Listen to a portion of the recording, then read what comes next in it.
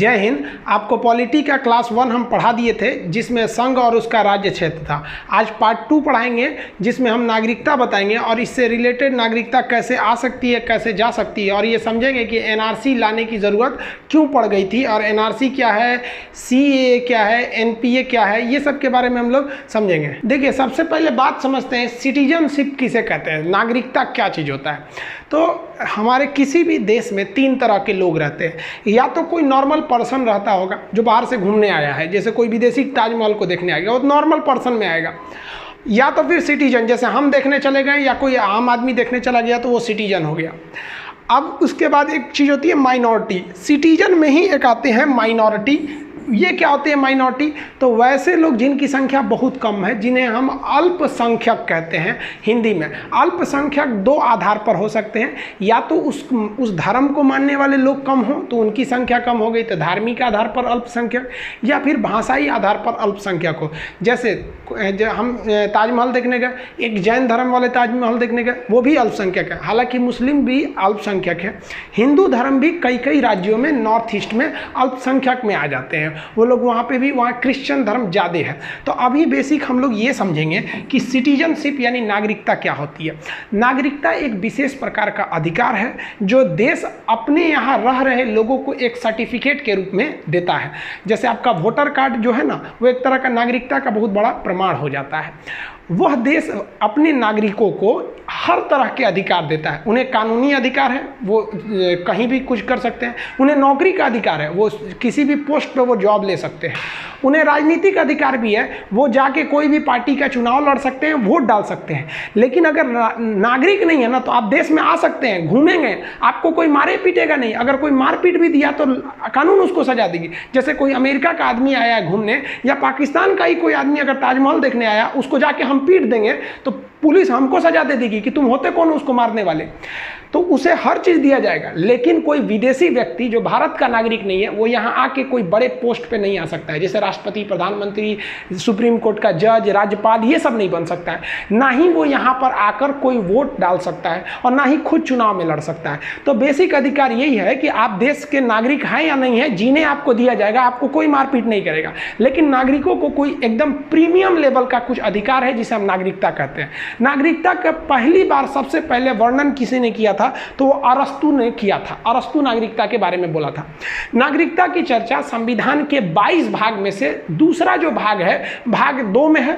और भाग 2 में तो अनुच्छेद 5 से 11 तक, हम 1 से 4 तक पढ़ा दिए, आज 5 से 11 तक अनुच्छेद आप समझ जाएंगे। आपकी नागरिकता से कोई क्वेश्चन नहीं छूटेगा, हर एक चीज डाउट को क्लियर कर देंगे। नागरिकता की चर्चा अनुच्छेद 5 से 11 तक है। अनुच्छेद 5 सबसे पहले समझते हैं, ये क्या कहता है। ये कहता है कि संविधान के प्रारंभ में नागरिकता। संविधान का प्रारंभ, अब पहले समझिए प्रारंभ कब हुआ था। तो संविधान प्रारंभ हुआ था 26 जनवरी 1950 को। इसी दिन से संविधान पूरे देश में लागू हो गया। अब बात आई कि लागू हो गया तो हम किसे कहेंगे कि भारत के तुम नागरिक हो। बहुत से तो अंग्रेज भी उस वक्त तक भारत के थे, सब एनी बेसेंट भी उस वक्त भारत में थी लोग। तो ये लोग को क्या आप नागरिक बोल देंगे? और कौन कौन नागरिक है कौन नहीं है, उसी में भारत का विभाजन हो गया। तो इसके लिए अनुच्छेद 5 जो है वो 3 शर्तें दिया और कहा इन 3 शर्तों में से कोई एक भी शर्त अगर आप पालन कर लेते हैं तो हम आपको भारत का नागरिक कह देंगे। पहला कि उसका जन्म भारत में हुआ हो तो वो भारत का नागरिक है। अब देखिए 1950 में तो हम थे नहीं और ना ही मेरे पिताजी थे। मेरे पिताजी का जन्म वही 1960 के आसपास का है, 60-65 का। तो उस वक्त मेरे दादाजी होंगे, आप लोग को भी दादाजी होंगे आज़ादी के वक्त में। तो आपके दादाजी को नागरिकता किस आधार पर मिली? उन लोग जन्म से यहीं पर थे, यहीं उनका जन्म ही हुआ, इसलिए उन्हें नागरिकता मिल गई। लेकिन बहुत से ऐसे लोग थे उस वक्त जो आज़ादी की लड़ाई 1947 में चल रही थी, तो उस लड़ाई में वो अंग्रेजों का मुकाबला करने के लिए विदेशों में भी गए थे। आप देखे होंगे कनाडा में भी आंदोलन चलाया गया था, सैन फ्रांसिस्को में लाला हरदयाल ने भी वहाँ चलाया था गदर पार्टी। तो बहुत से क्रांतिकारी विदेशों में भी थे। तो क्या आप उन्हें नागरिकता नहीं देंगे इस आधार पर कि आप भारत में तो हैं? तो उनको भी तो देना पड़ेगा। वहाँ पर मान लीजिए उनके बच्चे जन्म लिए, यहाँ भले उनको आप दे सकते हैं कि वो भारत में जन्म लिए, लेकिन उनके बच्चे जो विदेश में जन्म लिए उन्हें भी देंगे कि नहीं? तो कहा गया कि उनके माता पिता का जन्म भी अगर भारत में हुआ होगा, कब? 1950 से पहले, तो वैसे व्यक्ति को भी नागरिकता दे दी जाएगी, भले वो विदेश में ही क्यों नहीं रह रहा है। एक और चीज कहा गया इसमें कि संविधान लागू किस दिन लागू हुआ? 26 जनवरी 1950। लागू होने से 5 साल पहले से ही अगर कोई रह रहा है तो लागू हुआ 1950, यानी अगर 1945 से या उससे भी पहले से कोई भारत में रह रहा है तो हम उसे भी नागरिकता दे देंगे। जैसे एनी बेसेंट थी, वो विदेशी थी, आयरलैंड की, भारत में बहुत काम किया उन लोगों ने, स्वतंत्रता में भी बहुत बड़ा योगदान रहा, तो उन लोग को उनको नागरिकता मिला इसके आधार पर। हम लोग के दादाजी को नागरिकता मिले, आप लोग में भी ज्यादातर लोगों को जन्म के आधार पर ही मिला होगा। तो अनुच्छेद 5 केवल जन्म के आधार पर नागरिकता देता है, ये तीनों का होना जरूरी नहीं है, मेनली कोई एक हो सकता है तो आप नागरिक हैं भारत के। देखिए आप अनुच्छेद 6 और अनुच्छेद 7 को समझते हैं। वर्तमान समय में अनुच्छेद 6 और अनुच्छेद 7 का कोई विशेष औचित्य नहीं है, इसे उस समय के जो विभाजन था तो विभाजन को ध्यान में रख के बनाया गया था, क्योंकि 1947 में जब देश का विभाजन हुआ था तो बहुत से लोग पाकिस्तान से भारत में आए थे, जैसे आसाराम बापू और भी बहुत लोग आए थे, और भारत से भी बहुत से लोग पाकिस्तान में जाके बस गए थे। तो इसमें बहुत ज़्यादा मारकाट भी होने लगा, अराजकता फैल गई। तो इसको देखते हुए भारत सरकार आज़ादी के 1 साल बाद यानी 1948 में, तो 19 जुलाई 1948 को एक रूल लागू कर दिया जिसे कहते हैं परमिट नियम। परमिट नियम का मतलब है कि अगर आप भारत से पाकिस्तान जा रहे हैं ना तो यहाँ लिखवा के जाइए कि हम अब भारत छोड़ के जा रहे हैं, और अगर पाकिस्तान से भारत में आए ना तीन है कि सड़क से घुस जाए, वहाँ भी किसी ऑफिसर रहते थे उनसे लिखवाना पड़ेगा, तो ये परमिट लग गया। अब जो अनुच्छेद 6 है ना वो इसी परमिट नियम पर आधारित है। कहा गया है कि वैसे व्यक्ति जो पाकिस्तान से भारत आ रहे हैं, याद रखिएगा अनुच्छेद 6 कहता है ये उन्हीं लोगों पर लागू होता है जो पाकिस्तान से भारत आए थे उस वक्त। अब इसमें भी 2 तरह के लोग थे, कुछ लोग वैसे थे जो ये परमिट नियम लगने से पहले ही आ गए थे, तो उनके लिए झमेला ही नहीं है, भाई साहब परमिटे नहीं है घुस जाओ, अब कोई रोक टोक करने वाला नहीं है, घुस जाओ, जैसे ट्रेन में कोई टीटीए नहीं है घुस जाओ, कोई दिक्कत नहीं है। तो वो लोग जो 19 जुलाई 1948 ये डेट क्यों रखा गया? क्योंकि ये परमिट डेट था, इससे पहले परमिट नहीं था। तो जो इससे पहले आ गए उनको तो टेंशन ही नहीं है, आ जाओ भाई तुम भारत के नागरिक हो गए।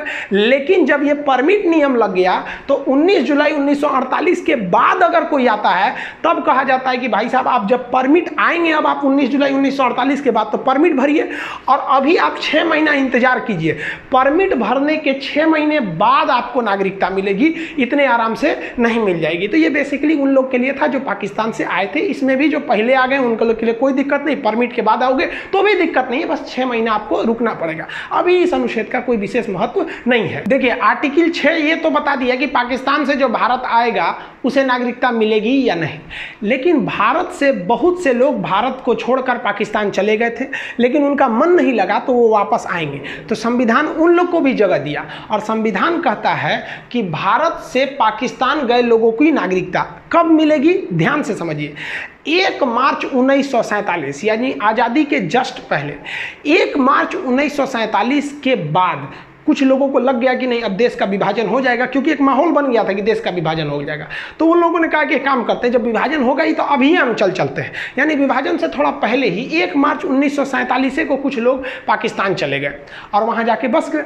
लेकिन जब विभाजन हुआ और जब मारकाट चालू हुआ तो पाकिस्तानियों ने अपना असली रंग दिखा दिया, तब उनको लगा कि ना हम बहुत बड़ा गलती कर दी, अब भारत लौट आने चाहिए, अब लौट चले।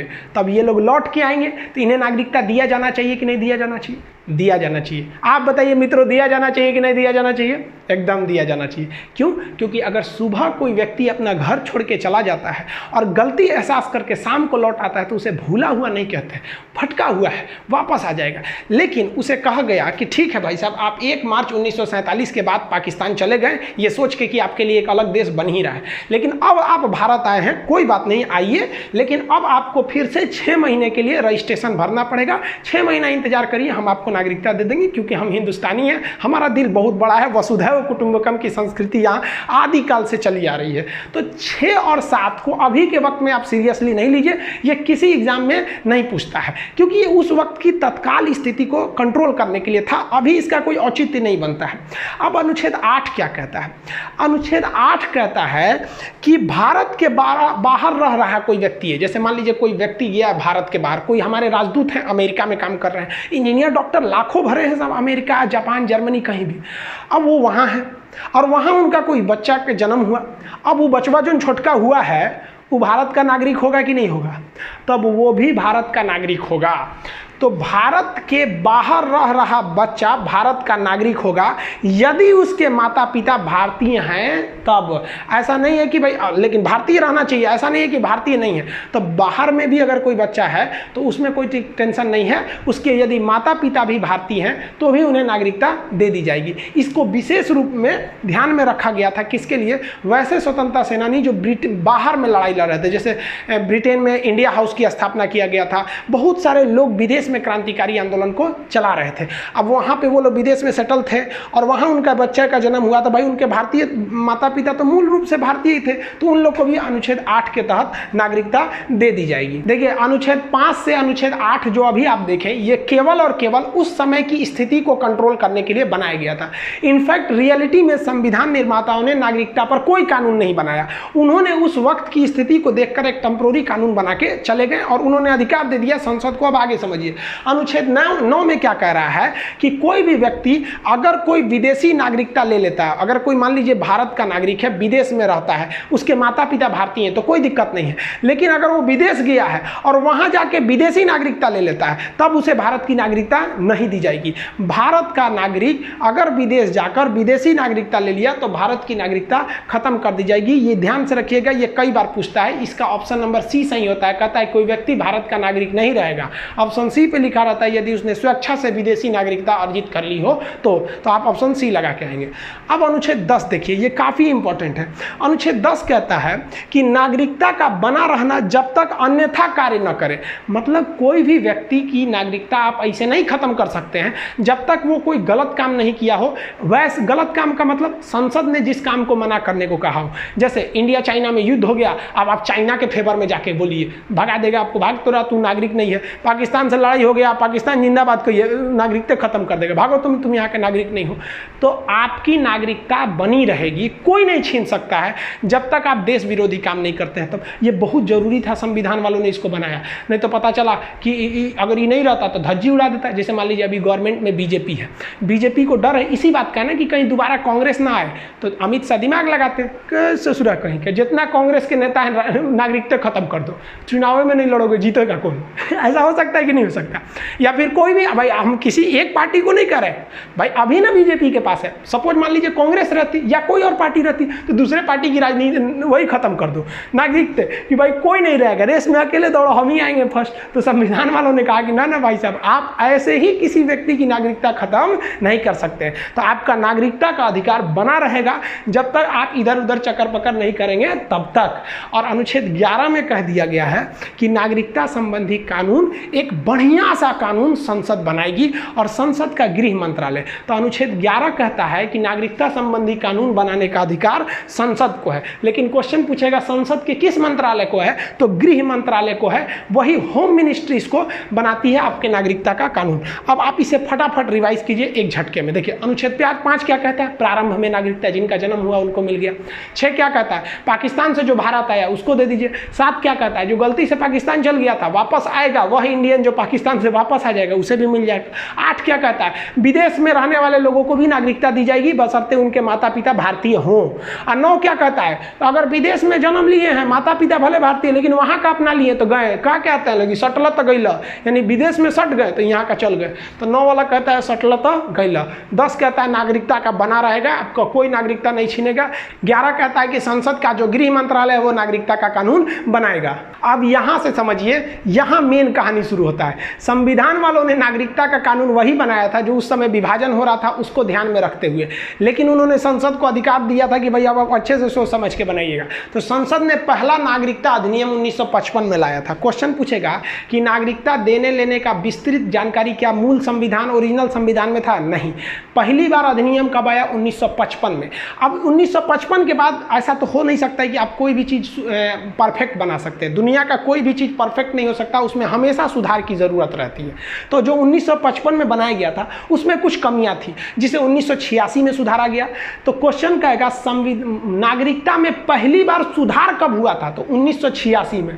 लेकिन नागरिकता का कानून पहली बार कब आया था? तो 1955 में, जो पहला अधिनियम आया था। लेकिन सुधार पहली बार 86 में, फिर 92 में सुधार हुआ, 2003 में हुआ, 2005 में हुआ, थोड़ा मोड़ा सुधार 2015 में भी हुआ था, और 2019 में तो एनआरसी वाला चीज आया, बड़ा लंबा चौड़ा है, उसको तो विस्तृत समझेंगे हम लोग। तो अभी हम लोग एक एक करके समझते हैं।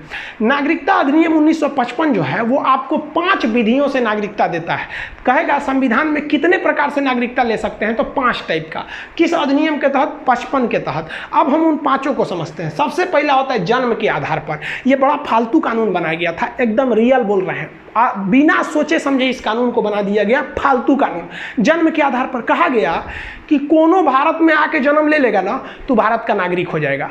ससुरा पाकिस्तानी सब इसका मिसयूज करने लगा, सब 8-8 गो पत्नी रखा सब, और क्या करता था, सबको लोड कर देता था सब, अब भारत में छोड़ देता था सब। वो सब आके यहाँ डिलीवरी हो जाता था उन सबको। अब हमारा कानून है कि भारत में जन्म लेगा किसी का भी बच्चा, वो भारत का नागरिक होगा। और ससुरा बड़ा होकर आतंकवादी बन जाता था, धाए धाए धाए धाए बम चलाता था। अब कहे से कि रे ससुराई तो बड़ी दिक्कत हो गया। भारत सरकार की नींद खुली, सोचिए कितना साल बाद, 55 में ये कानून बनाया है, और 31 साल बाद 86 में समझ में आया कि भाई साहब गलती हो गया, ये क्या हो गया यहाँ पर। आप ही बताइए गलत कानून था कि नहीं? भारत में जन्म, सोचो कोनो प्रेग्नेंट औरत इंग्लैंड से आई, ताजमहल देखने आई, ओहो ताजमहल है, तब तो पता चला 1 हफ्ता में लड़का हो गया उसका आगरा में, अब वो इंग्लैंड का नहीं भारत का नागरिक होगा।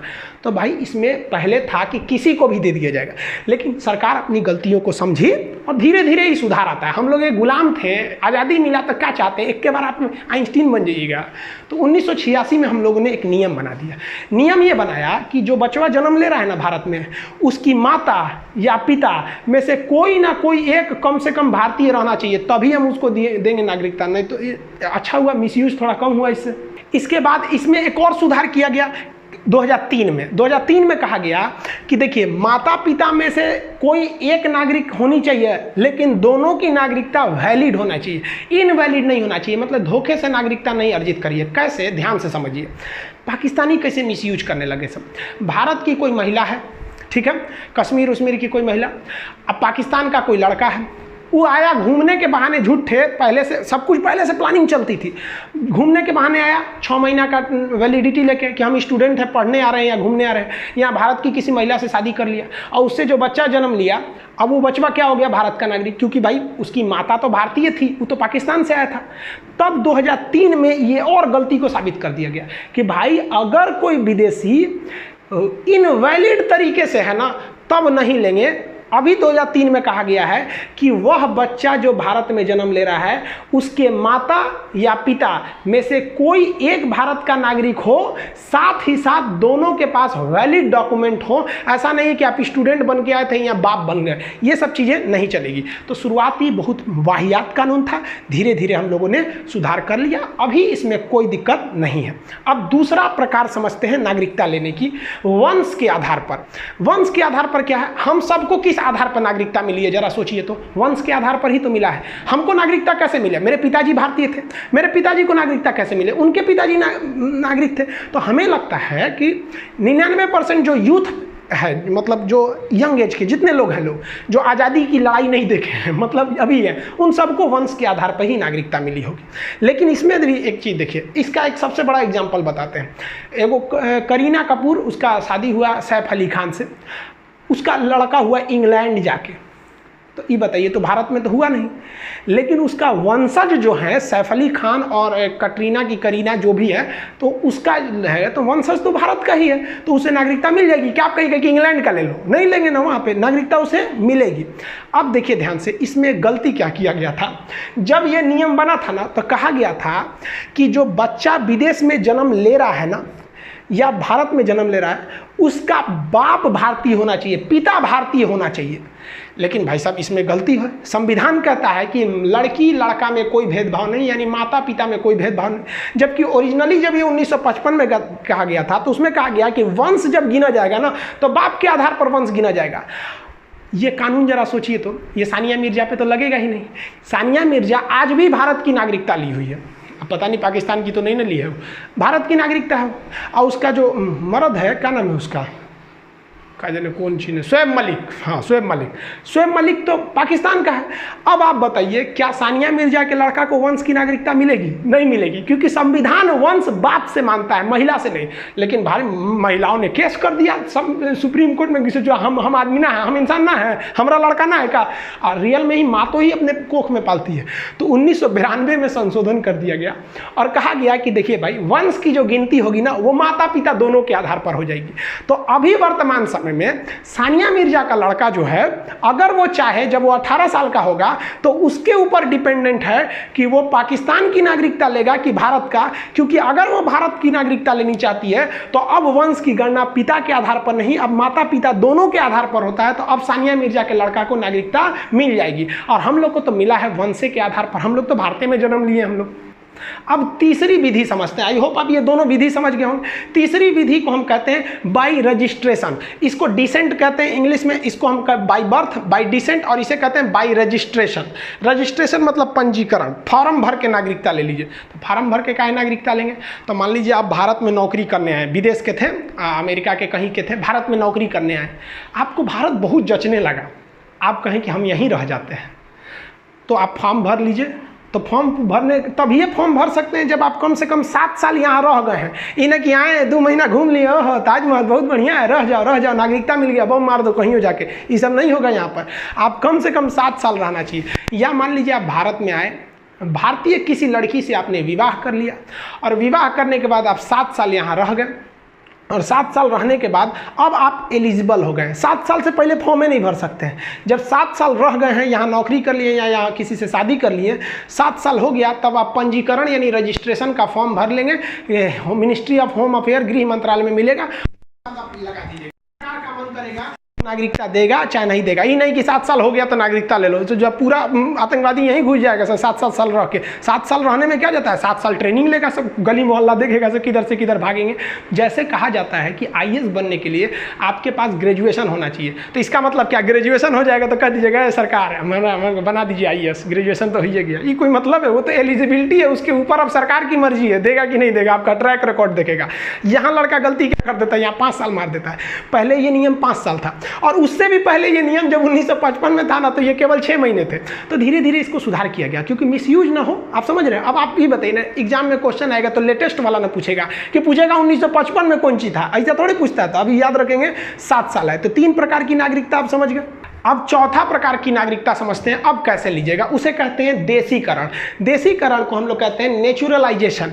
नेचुरलाइजेशन का मतलब क्या होता है कि यदि आप भारत में आए हैं, ना ही यहाँ नौकरी कर रहे हैं और ना ही यहाँ किसी से शादी किए हैं, लेकिन भारत में आए हैं और भारत आपको बहुत अच्छा जच गया, और आप यहाँ बोली जाने वाली 22 भाषाएं जो अनुसूची 8 में है, कश्मीरी, सिंधी, पंजाबी, हिंदी, बंगाली, असमी, उड़िया, गुजराती, मराठी, कन्नड़, तेलुगु, तमिल, मलयालम, उर्दू, संस्कृत, नेपाली, मणिपुरी, कोंकणी, बोडो, डोगरी, मैथिली, संथाली, इन 22 भाषाओं में से कोई एक भाषा अगर आप जान गए हैं तो आपको नागरिकता मिल सकती है। तो इसमें कुछ शर्तें हैं, कम से कम आपको 10 साल रहना पड़ेगा, और कोई भारतीय भाषा में से किसी एक भाषा को आपको जानना चाहिए, और आपका कला या विज्ञान में एक अच्छी रुचि होनी चाहिए। आप साइंटिस्ट वाइंटिस्ट टाइप के रहना चाहिए तो आप आके मिल सकते हैं। जैसे एग्जाम्पल में पाकिस्तानी गायकार हैं, क्या नाम है, अदनान सामी।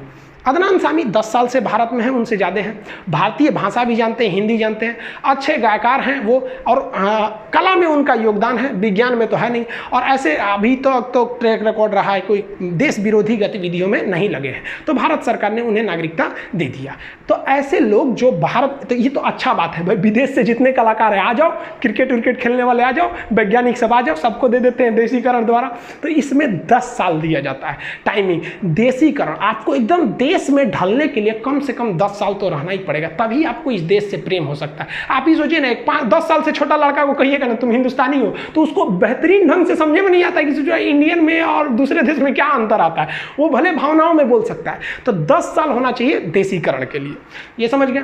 5वां तरीका जो आपको नागरिकता लेने का है वो बड़ा सिंपल है, अर्जित भूमि के आधार पर। जैसे मान लिया कि हम लोगों ने कल पाकिस्तान पर कब्जा कर लिया, तो पाकिस्तान के लोगों को कहेंगे ना कि भाई तुम भारत के नागरिक हो जाओ, भाई पाकिस्तान वाले बुरा नहीं नहीं मानेंगे। अब मानिए कि क्या कर लेंगे आप लोग। एग्जाम्पल देखिए, सिक्किम।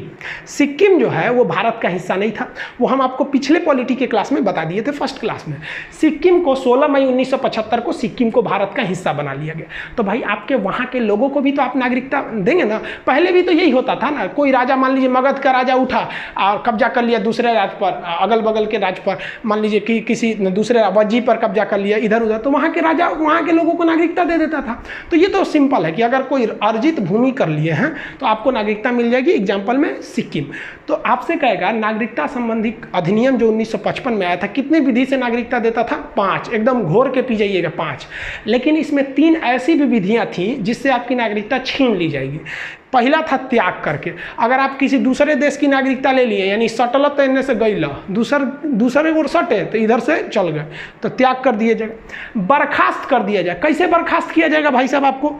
तो भाई आप पता चला आपने लड़ाई हुआ है इंडिया में चाइना में, और आप मार चाइना जिंदाबाद, चाइना जिंदाबाद पूछ के यहाँ रख देगा आदमी, बर्खास्त कर दिया जाएगा आपकी नागरिकता।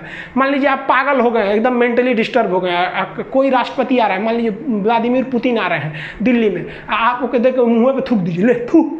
भाई पुतिन कहेगा ना कि भारत का नागरिक हमारे ऊपर थूक दिया, ऐसा नहीं ना होता। भारत सरकार नागरिकता खत्म कर देगी, पागल है उसे, सिर्फ भगा को पागल है, इसको बस जिंदा रहने दो, बाकी इसके बाद का कोई बुराई ये कहीं का नहीं है, ना ये हिंदुस्तानी है ना पाकिस्तानी है, ये पागल है। तो उल्टा सीधा काम करेंगे, सनक वनक जाएंगे ना, तो आपकी नागरिकता को बर्खास्त कर दिया जाए। वंचित कर देना, आपकी नागरिकता वंचित कर दिया जाएगा। मान लीजिए कि आप भारत में आए थे और 7 साल रहबे नहीं किए थे, झूठे दिखा दिए कि हम 7 साल से हमको दे दीजिए पंजीकरण द्वारा, या मान लीजिए 2 साल हैं, आप कह रहे हैं कि 10 साल से हैं, फर्जी सर्टिफिकेट बना लिए हैं, देशीकरण से ले लिए, बाद में पता चलेगा ना तो सरकार आपको वंचित कर देगी कि भला इसको फर्जी है यहाँ पे। या फिर आप भारत के नागरिक हैं कि विदेश में जाकर 7 साल बस गए कहीं उधर कंटिन्यू, तो भी यहाँ से वंचित कर दिया जाएगा। तो 5 विधियाँ हैं आपको नागरिकता देने की, और 3 विधियाँ हैं आपकी नागरिकता छीन के लतिया देने की। किसी व्यक्ति की नागरिकता खत्म हो जाने का मतलब ये हरगिज़ नहीं है कि उसे हिंदुस्तान से बाहर निकाल दिया जाएगा, उसे जीने का अधिकार छीन लिया जाएगा, नहीं।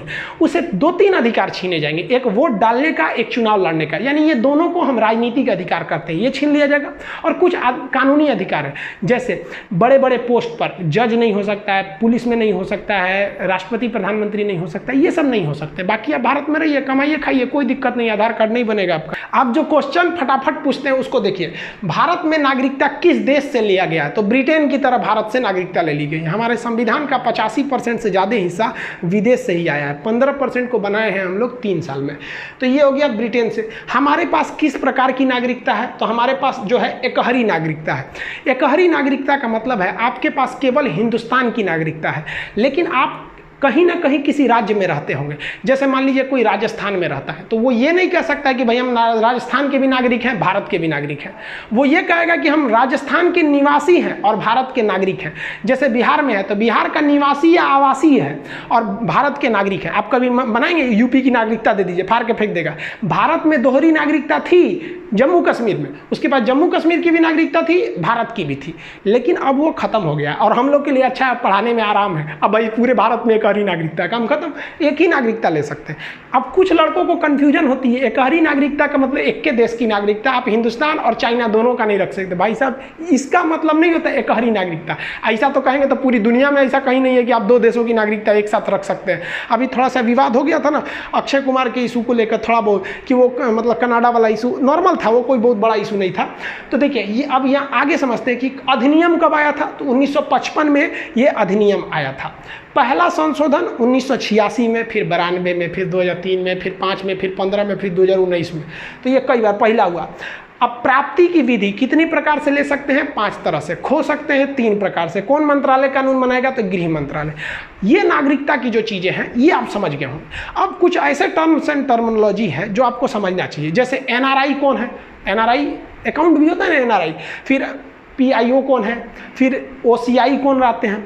फिर सीए क्या है? एनआरसी क्या है? और एनपीआर क्या चीज़ है? एनपीआर। अब ये चीज़ को हम एक सेपरेट वीडियो में बना देंगे नागरिकता का पार्ट 2 में, क्योंकि वीडियो काफ़ी लंबा हो जाएगा कि एनआरसी समझाने में मुद्दा लग जाएगा। ये एनआरसी लोगों को लगता है आज का मुद्दा है। एनआरसी का बात जो है ना वो एक्चुअली 12वीं सदी से, यानी आज से 800 साल पहले से ही एनआरसी का जो नींव था वो रख दिया गया था। आज से 800 साल पहले, यानी जब उस समय गुलाम राम वंश का शासन चल रहा था। अब आपका कॉन्सेप्ट अच्छा नहीं है, आपको लगता है 2019 का है, तो फिर आप वेट कीजिए अगले वीडियो का। आई होप आप इसे समझ गए होंगे। मिलेंगे नेक्स्ट वीडियो में, तब तक के लिए जय हिंद। आप इसका क्वेश्चन बनाएंगे, कोई क्वेश्चन नहीं छूटेगा।